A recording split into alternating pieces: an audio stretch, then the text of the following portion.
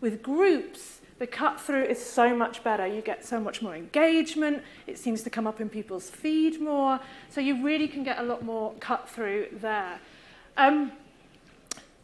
And the other thing about groups versus pages is, although with Facebook people can comment on your stuff on pages, it still is a bit of a one-way conversation. You're putting the content out, and then they choose whether to engage. Whereas with groups, your customers can actually start the conversation.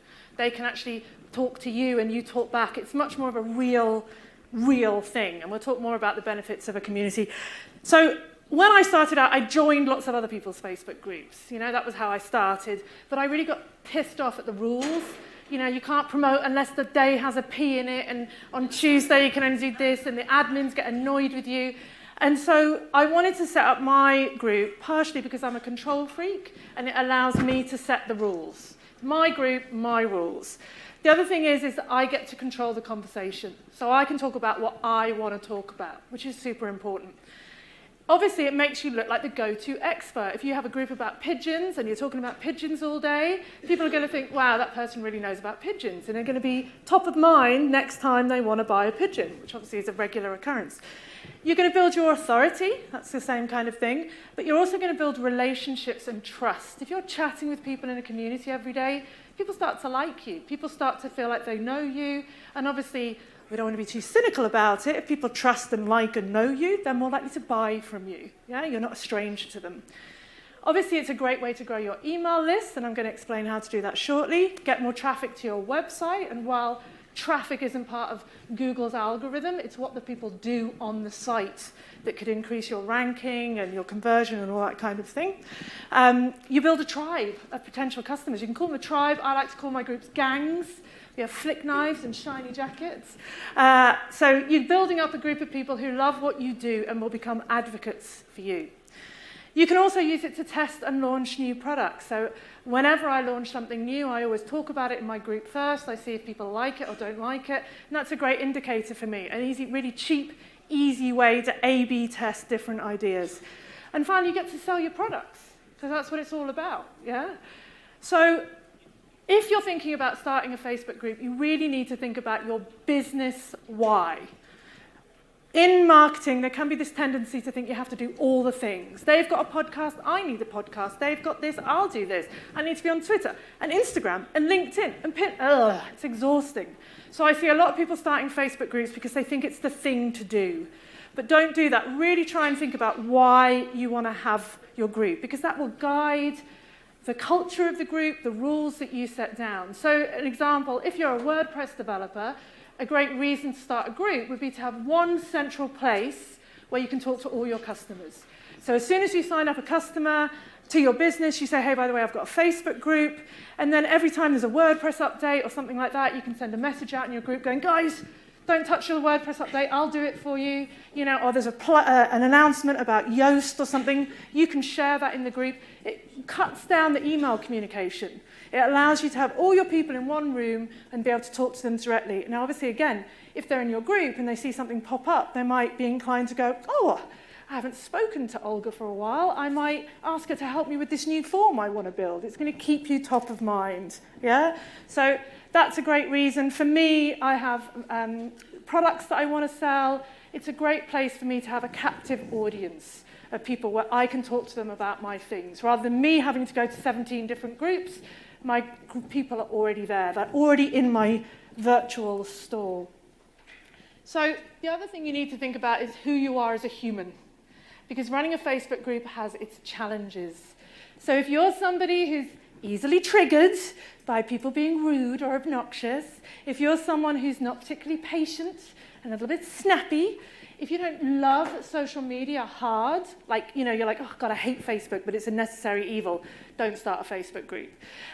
You've got to be really good at setting boundaries, because people will push them as they do in business. In your Facebook group, people will take the piss, they'll break the rules. How are you going to deal with that? How are you going to push back on people? You also have to be okay with not being liked, because you are the leader of your group. You may have to sometimes discipline people, throw people out. Those people are going to leave your group and think, that Kate Toon's a right cow. And are you happy with them going out into the universe having that feeling? You kind of have to be. In business, not everyone's going to like you, and that's okay. So let me tell you a little bit about my groups. I've got I can't even remember how many I've got. I put some of them in here. My biggest one is the I Love SEO group. I recommend you all join it. It's splendid. And that's got nearly about 7,000 members, 6,000 members, 6,000 members. Oh, that's okay. It's a pretty big number. I can see why you're excited. So that's my big group. It's a free group, and it's where I give support to people who do my free courses and my paid courses, my low-cost courses. But obviously, as well, clearly, it's the start of my sales funnel. Yes, I said funnel. I'm sorry. Someone had to say it. It's a very low barrier to entry to join my group. You don't have to buy anything. You don't have to do anything. But then you're in the Tooniverse. You're my creature. And I can start trying to shove you down my sales funnel in a very gentle and persuasive way. The other groups that I have a group called the Misfit Entrepreneurs, and that group was for a book that I wrote to try and sell the book. Doesn't do a great job of selling the book, but it's a very funny place to be. I have the Clever Copywriting Community. That is a paid membership group, so people pay an annual subscription to be in there. There's about 160 or so copywriters in there, so that's an example of a paid group. I have the SEO Masterchefs, which is a paid subscription group for people who want to learn about SEO. I have my study group, so every time I run a round of my course, you all join a community for the 3 months that the course is running, and then you can either upgrade to the MasterChefs or go back to the I Love SEO group. I think I have more. No, I do have more, but I haven't put a slide in. So I have a lot of groups, and I use them in a lot of different ways, but the one thing that is consistent on all of them is that I am the leader of the group. So you have to be confident about being a leader. And there's nothing wrong with being a leader. People want to follow people. People want advice. But you have to be comfortable being that person. And I remember when I first started out, I wasn't that comfortable. I kind of hid in my own group. So you have to be a leader because you're going to set the culture. You're going to set the rules. You're going to decide what does and doesn't go. Yeah? So if you're not confident like that, your group won't work. We've all been in those groups where you go in and it's just a complete spam fest of just promo posts and there's no real, what is this group about? It's called like business something or mummy mum, business mum mum, about 900 mummy mum groups. And you don't really sure what it's there about, you're not sure how it's going to help you, it's just more junk in your feed. And we all get enough junk in our Facebook feed anyway, so people are going to bounce straight out of the groups. You've got to be very clear about what you stand for, what your values are, and what problem your group solves. Then you have to think about paid or free. So free groups are great because obviously anyone can join, there's a low barrier to entry, they take a bit more admin, there's, because you're going to have more people in them. And obviously you have to be careful about your competitors joining that group. And I'm going to talk to, you start a WordPress group, some other WordPress person comes in, and they start giving advice and tips. And you're like, hey, hang on, this is my group, bugger off. It's very hard to control that if it's free. Paid groups are obviously better because you're getting money for them. Now, Facebook has recently announced that you're going to be able to charge membership on Facebook. I would never do that. So my Facebook membership groups are part of something else. They're a bonus. So when you join the Clever Copywriting community, you're joining the community for which there is a Facebook group. You're not paying for the Facebook group, if that makes sense. Now, why do I do that? Because we never want to build our business on someone else's land. That's why none of us are on Wix or Weebly or Shopify. We're on WordPress because we get to control it. So you always have to think, if one day Facebook pulls the rug out from you, how would you keep communicating with these people? What would you do with them? You need to keep that in mind because we know that Facebook are tricksy little beasts. So let me take you through the practical steps of setting up a Facebook group. You might already know, but there's some little extra pointers here that I want to talk to you about. The first step is before you set up a Facebook group, you have to have a lead magnet.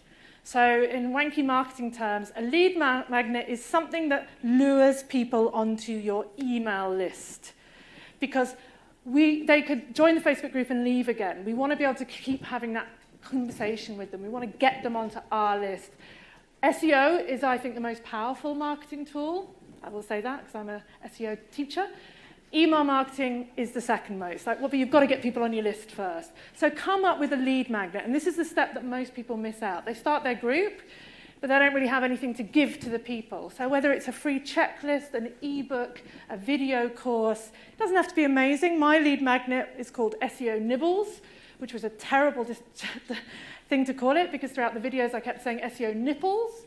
and I just couldn't stop myself, so in the end I just left it in. But it's a 3-day video course with just 10-minute videos talking generally about SEO, and that's what you get when you join my group. Yeah, it gives me a reason to collect their email addresses. Now I can remarket to people. So think of your lead market first. Checklist, course, whatever it may be. What are you going to sell to people in this group? Even if you're a service-based business with no products, try and have some kind of product, free product that you can give to people as a thank you for joining the group. The next thing you need to do is choose a name. And again, you need to be thoughtful about this. So is it going to be your business name, or is it going to be some kind of generic thing? So there's a big group on Facebook called Business, Business, Business. It's kind of clear what that's about. It's kind of about business. But be careful as well that you don't pick something so generic that you get mixed up. As I said, I'm in about 17 mum groups. Mums in business, business mums, mums of business, business mums who like mums, who are business, and I can't remember which one's which. So try and pick a name that's open to everybody and inclusive and states what it is, explains what it is. But I think as well, think about the long term. Is it a business builder for you? Is it branding? So I've played around with my names a little bit, and now my group is called I Love SEO. So it sounds like it's for everyone who loves SEO. And then it says with Kate Toon. So it's got a little bit of branding in there as well. Because as well, remember, how are people going to find it? Most of us find groups by just typing words into the search bar. SEO, so you want to have a keyword in there. Facebook has an algorithm, just like Google. It's a crap algorithm. And people might type in your name as well. So try and work those in. So you choose a name, and then you need to, obviously, that reflects what it's about. Then you need to create the group. So creating a group is really easy. It takes like 1 minute. And you need to add one friend. So to have a Facebook group, you do need to have at least one friend, okay? Sorry about that. Maybe you could make a friend here today, Steph. So it's going to happen. So you have to have one friend to make your group work, and then you have to choose whether it's public, closed, or secret. So there are differences in how those work. So this little chart is the chart that shows that. You don't want to do public. It's pointless. Do you know what I mean? It's like having another Facebook page. So by having a closed group, it just gives us that little air of, I'm entering something a bit special. There's a bit of exclusivity here. So with a closed group, you can't see the posts unless you're in the group. Yeah. So again, especially if you're worried about competitors, closed group is a bit better. Secret isn't so great because you can't share a link to it. You have to actually be friends with the person to add them to. So secret's kind of great because you can't see who the members are. And obviously people go through your member list and try and add them to your group. People are weird. So I would say if you're going to start one off, start with closed. It's the best way to go. Okay, then you can do you can brand your group, nice big header at the top. You can choose the type of group it is, whether it's a marketing group, a support group. Now Google's just opened up something else, which is study groups, which have learning modules and units in them as well. So you can use that. Again, I teach courses, but I'm not going to get too invested in that units and courses thing in the Facebook group, because if I do and I put too much effort into it, Facebook will start charging me for it and take it away. So again, I'm never going to rely too much on my Facebook group because it's so tricksy. You can now choose a color, so it shows up as a nice color in your mobile device. The dimensions for the graphic at the top seem to change every 2 minutes. I just use Canva to create my graphics for the top of the group. Make it nice and clear, nice and clean. You can have a link to your lead magnet. I'll talk about it there, but just keep it nice and clean and simple. The next step is you write your group rules, and I'd just like to read the first 3 rules of my group there. So you have to write your group rules, and that really comes back to your why. Why did you set this group up? What is and isn't allowed? And you're allowed to say. So, for example, in my I Love SEO group, there is no promotion. I can promote, it's my group, but no one else can promote. I don't do promo days. I didn't build a group of 6,000 people who are interested in SEO for some other SEO person to come in and start selling to them. That would be ridiculous. Why would I waste my time doing that? So set your rules and be ready to enforce them. Yeah, so you have to be willing to enforce them. Things to cover are like, how and when is the group supported? Is it supported 24/7? No, of course not. You've got a life. Are you going to be in there at the weekends or not? Are people allowed to free post or not? So what do I mean by that? Some groups, when you go in, you can write whatever you want, and it immediately appears. But in my I Love SEO group, I approve every post that goes live. because I can't risk someone putting up something that's negative or that's going to be about a competitor. So I approve every post, but the other joy of that is that I can be first to comment, because the other problem with most Facebook groups is the business owner gets lost, and you don't actually know who's running the group because you never see them. So, you know, when someone posts in the I Love SEO group, it doesn't go approved straight away. I pick some time when I've got a bit of time. It's often, most of my things that get posted are questions. So I wait until I have some time, then I approve all the questions and I write the answers and they go live. And I'm first to answer, I'm showing my authority, I'm building trust. That works for me. In my Confessions of a Misfit Entrepreneur group, it's free posting. And that is a whole lot more work because people post wildly inappropriate things in that group. Wildly strange, unusual things. And then I get notifications of people complaining, and then I have to admin them, and we have to have discussions. So I managed to run the I Love SEO group on my own. 6,000 people, there's no other admin other than me. The Confessions of a Misfit Entrepreneur group, I've got three admins now, because it's free posting. So don't underestimate that. You know, and people are sneaky. People will wait until 2 a.m. to post their promo thing, and then you won't spot it till 10 the next day, and then everyone will be like, why did they get to promo? And you're like, they didn't, I just didn't get time to remove it. You've got to think about these things. So free posting or not free posting, in my paid groups, it's free posting again. So in your rules, include your guidelines. I like to use hashtags in my group to signpost what the content's about. You can make the hashtag up, but at least use one, because it just pops. The hashtag really pops, and you can see whether it's a question or whatever. You have to have rules about not PMing other members, which is a big thing, not messaging people. Anything that you think that weird people are going to do, they will do, believe me. So you have to put the rules in there. Don't slag people off is another one. We had a lot of people screen grabbing other people's stuff and saying, this is crap. And it's like, other people in the group go, I know that person, you're a bitch. And then you're like trying to separate people. Yeah, you see the very worst of humanity in Facebook groups. The thing I like to do is make a Facebook Live video of me saying, hey, welcome to the group. And then have that as my pinned post. So I pin that to the top of the page. And then I have my group rules there. Keep them updated. Include your lead magnet. Include terms and conditions. If you are thinking about starting a group, feel free to go to the I Love SEO group and copy my rules and edit them. There's some stuff there about legalities and privacy and stuff that you can use in your group as well, just to cover your bottom if people get arsey. Okay, the next thing is to choose your questions. So now you have an ability to ask 3 questions when people join your group. Fairly new thing, six or so months ago. Use them wisely.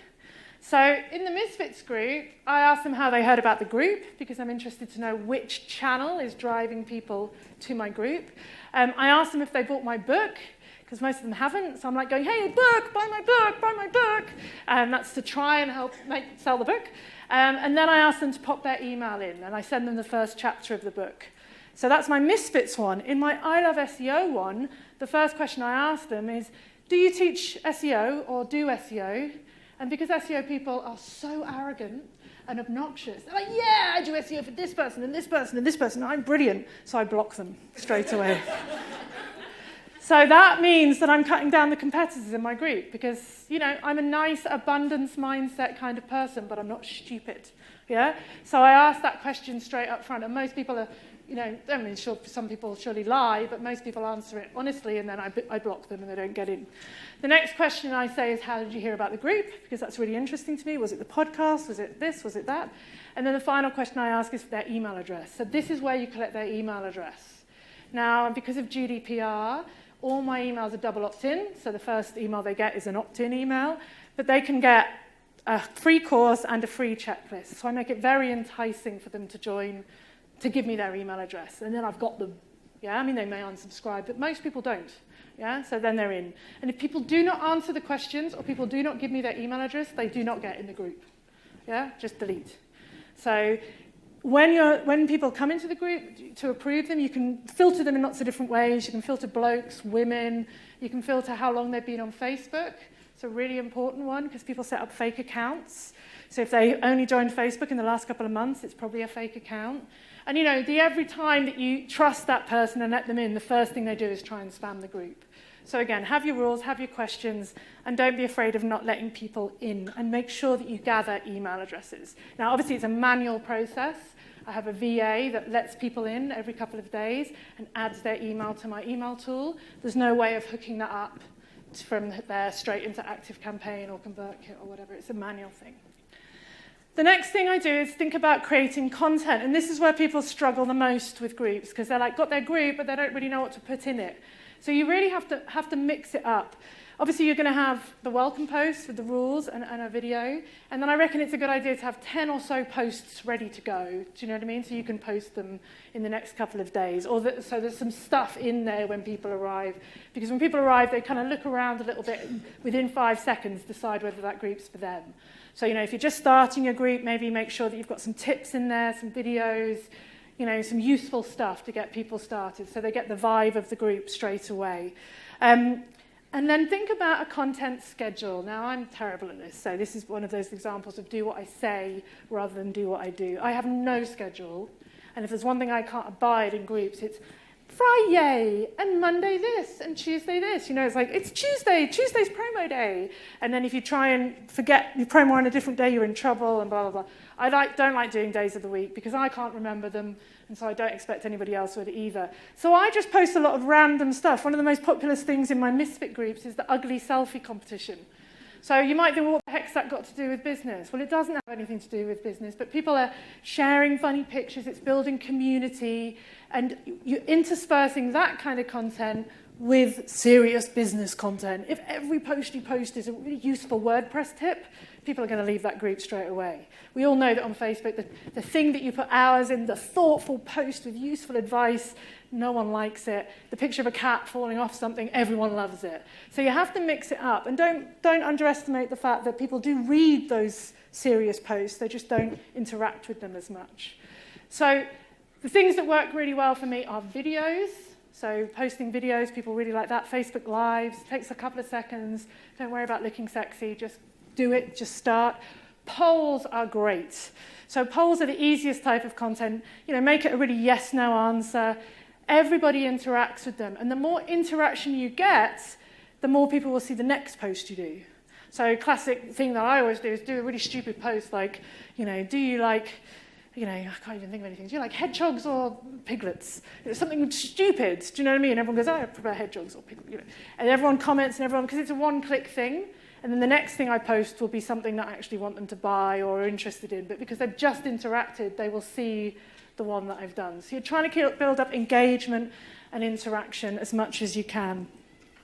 Tips and advice, obviously great. News, so sharing other people's articles. I'm going to talk about that a bit more in a minute. But don't overthink it. Like, you know, I think with Facebook, a lot of people worry too much about what they post.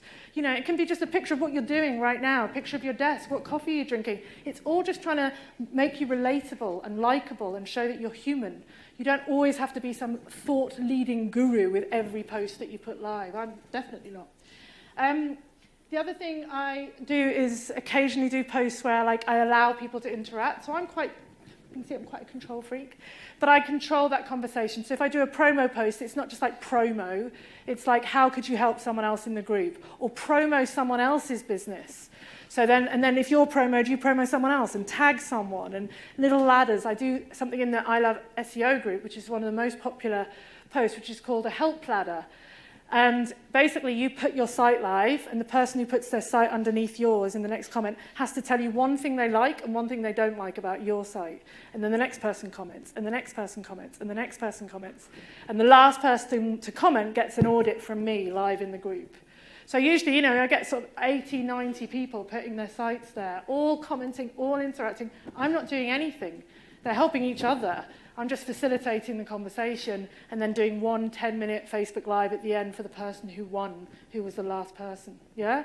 And then that Facebook Live is everyone who is in the help ladder will then watch the Facebook Live, blah, blah, blah, blah, blah. So try as much as you can to get users to generate the content for you. That's very helpful. My slide is a bit wonky here, but think about being a content curator, not a content creator. So as an SEO, I sign up to things like SEO Roundtable, Search Engine Land, various other SEM posts, and then their posts come into my feed. and then I just share them into the group. So my group becomes, you don't have to follow all these different websites. I'm going to follow them all for you. I'm going to pick the best posts that are the most interesting, and I'm going to share them in my group. So it's a one-stop shop for information, because we've all got information overload, you know? So I do that for you. I curate the content for you and put it in one spot. And follow an 80-20 rule. I think this is a good rule in terms of other people's content versus your content. So probably about 80% of the content I post is not my own. 20% is my own, but also this is informational versus sales. So probably about 80% of what I post is just info, tip, help, useful, and maybe 10% is sales. That's when I go, hey, buy my course. Hey, here's my free thing. Hey, get this checklist. Hey, get this template. So you don't just be sell in your group, because again, people will leave. But also, don't be afraid about selling in your group. It's your group. You know, what's the worst that can happen? Someone's going to leave. Be an owner, be a leader. You know, if people don't like it, they'll go. So don't be afraid of it. I see some people going, well, I don't want to be too pushy in my group. It's like, it's your group. That's what it was there for. So don't be afraid of selling your content. And then, of course, the thing you need to do next is promote your group. Now, again, one of the easiest things I can do, actually, in my diary every week, schedule 2 half-hour blocks to go and help people on Facebook. So I go into all those groups that I'm in, I go to the search box, I type SEO in the search box, and I see all the posts that people have posted about SEO, questions they've got. And I just take half an hour to just answer their questions. And then they ask me more, and I go back, and so I just take that time, and then at the end, I don't sell them a course or say I've got this. I just say, hey, by the way, if you want a few more tips, I've got a group you can join. You know, I'm not selling them anything. They don't have to join the group. It's a really low barrier to entry. So it's a really great way, and most admins won't be annoyed by this. If you come straight in going, here's my group, then they'll get a bit cross with you. But that's worked really, really well for me. And obviously now, because I've got quite a few people in the group, and lots of people have done my courses, about 4,000 people now have taken a course of mine of some description, I've got a lot of advocates. So that means I get tagged in other groups. So someone says, oh, I need SEO. I get tagged, and then I can pop in. I've got a little thing on my desktop that I cut and paste. Hey, thanks so much for tagging me. By the way, Sue, if you want some help, here's my group. Takes me a couple of seconds. That's one really good way, because people are already on Facebook. They already understand the notion of groups. So it's a very small leap for them to come and join your group. The other things you can obviously do is put a link to your group in your WordPress navigation. Use the custom link, free group on your homepage. Have it in the footer of every email that you send out. Post it on other platforms. So set up a regular tweet maybe via Hootsuite. So once a week you say, hey, join my group. Share it on LinkedIn. Share it on Google+. Yeah, cool. Gosh, that's gone quick. So yes, just make sure you share it. Okay, I've got to whiz through these now. This is a really important slide. This is my mantra. Don't kill yourself with your group. Don't feel that you have to be there for everybody. You don't have to set yourself on fire to keep everyone warm. That can be the problem with groups, that they just burn you out, and then you end up hating them. So here are some common Facebook headaches. I'm going to whiz through them. No one's joining your group. So the first thing you do, you have to promote it hard. You have to go at other places. You have to go out of your comfort zone. You have to speak at things like this. And then people know who you are and they join. Yeah? You can't just start the group and think, I will build it, they will come, because they won't come. The next thing is that you're not getting enough content, or that people aren't engaging enough. So one really good way of doing this is to create advocates in the group. So reward people who do interact. We used to have to use Gritix to see what people were doing in our group, but now we have Facebook Insights, and it will show you who are the top people in your group. So I do this every month. I pick a member, and I say, you can promote the crap out of yourself in the group. Well done for being an awesome member. And then they get to promote themselves, and they become advocates in the group. And you'll see the same names coming up again and again. The next issue is that I think that you're not visible in your group. So there were some very big groups in the US that shut down. I can't remember the name of it now. Kira Luma or something like that. She had a 40,000 person group. She closed it down because her voice was getting lost. No one knew it was her group. Every time she posted, it just disappeared in the feed. So you've got to control that conversation. You've got to be the first to comment. You've got to be in there. Otherwise, you will lose control of your own group, and someone else will come up and start giving advice and tips, and it will become their group. So you've got to have that authority. Lack of content. you know, that the tumbleweeds, nothing's happening, no one's interacting. Keep it simple. Yes, no answers, silly pictures, just to build up the engagement, and smatter that between the helpful stuff. Don't overthink it. It's fine to post a silly meme once in a while, you know. The other thing is that you just get tired, you get exhausted. It is a long game. When you start, you may not have very many members. Love those members hard. Tag them. Hey, Sue, you haven't commented for a while. How's it going? If it pisses them off, they'll leave. But tag the ones who you have the best relationship with. Because obviously when you first start a group, a lot of people will be your mates. So if people see other people interacting, they will interact. And if the worst comes to the worst, run a promo day. It brings all the lurkers out, everyone comments, shows off, and then you can go back down again. The final thing is dealing with unruly members. You just have to be harsh. When I started off, if someone did something that broke the rules, I would write a little note saying, hey, Bob, you know, you broke the rules, and can you check the pinned post, and please don't do it again. Now I just delete their post. And if they do it again, I just remove them from the group. Because who's got time for that? I'm not going to, if you can't be bothered to even read the pinned post, don't be in the group. You know, you've got to be very rigid, because also if you let someone do something and someone else not do the other thing, then people are going to call you out for nepotism and things like that. People get very emotional. So that's it. Does anybody have any questions? Yeah, thank you. Thank you very much, Kate. What a fantastic session for the last session on in the afternoon. Funny, informative. Thank you very top much. Marks. So we do have some time for questions. And I hope if anyone's got any questions, please throw your hand up now and we'll run a microphone out to you. Yeah, we've got one over here. Hey. Hello. Awesome.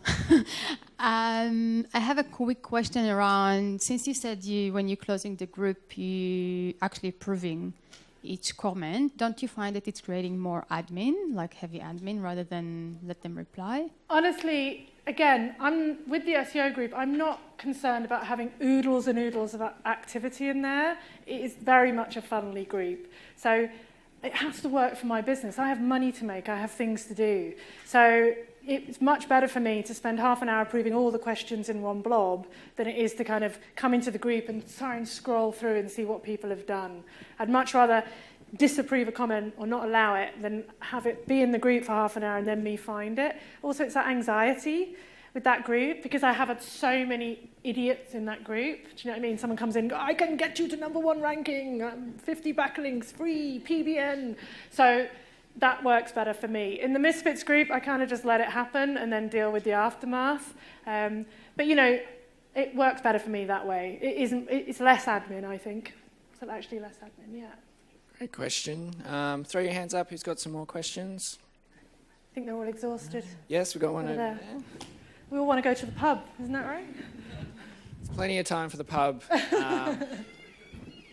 When you first start a group, like obviously the number's not going to be great. Like, how do you seed that? Is there a sweet spot to go to? Is that 100, 1,000? Obviously, people are not going to join. Like, if it's just 1 or 5 people in the group. Well, the thing is, obviously, first of all, you just talk to all your mates that you've ever had and said, please join my group because I have no one in it.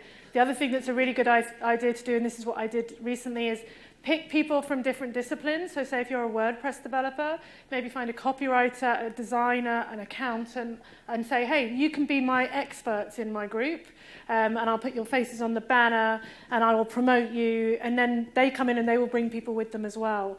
But I don't know if there's a sweet spot. I mean, my MasterChefs group only has 60 people. There's 60 people who are paying, though. I'd rather have 60 paying people than 600 non-paying. And you know, don't be frightened of a bit of silence. Like, it doesn't matter. Like, people are still in there. But love them hard. Give them a lot. Like, over-deliver in those first early months, and then they will start recommending it to other people. And also, the other thing is ask them. Say to them in the group, it'd be awesome if by the end of the week we could get 200 people. Can everyone invite 10 people? It doesn't take them 5 minutes to do that. So just ask. If you don't ask, you don't get. But just love those first people hard, because they will become your long-term people. Yeah. Hey, Kate, what's your, it won't be a tricky question, what's your tips for people who are not doing video at the moment for their business and on Facebook groups and so on? What would be your tips for them to start doing that and doing it in a way which it doesn't suck and is successful? I mean, I think video is, in terms of SEO and marketing and everything, it's where everything's going, and it's a really quick way to build authority. Like, a lot of people come to me as an SEO expert and say, I need to do lots of blogs. It's a long game with blogs. It's going to take you years to catch up with your competitor. If you do video, you're going to catch up super quick because it's more engaging. I honestly think buy a ring light from eBay because they make you look hot. Even if you're really ugly, they make you look hot. Buy a video from eBay and just answer one question. 3-minute video, ask the question. When you first start doing them, no one's watching anything anyway. It's only you and your mum watching them. And you'll get more and more confident. Don't build up to it. Maybe set yourself a challenge to do one a day. And just, honestly, people are very forgiving. And people who aren't, just kick them out of the group. Do you know what I mean? But I've never posted a Facebook Live and someone's gone, you're shit, you're ugly. Well, I have. But someone the other day said... Yeah, exactly. But I just think you have to let go of your ego. What does it matter? Like, it'll be gone down the feed in 2 seconds and something else will come up, And if you do it and you hate it, delete it, do it again. But, it's just like with public speaking. The more you do it, the better you get. But the ring light is my top tip. Because when you see how good you look in that ring light, you're going to want to make videos all day long. And then once you've made that video, just to say, you can download your Facebook Lives from Facebook. So I download them. I send them to Rev, I get them transcribed, then I put them back on my blog, embedded from YouTube, second biggest search engine, and then I put the Rev transcription underneath, and now I've got a piece of SEO optimized content on my site as well.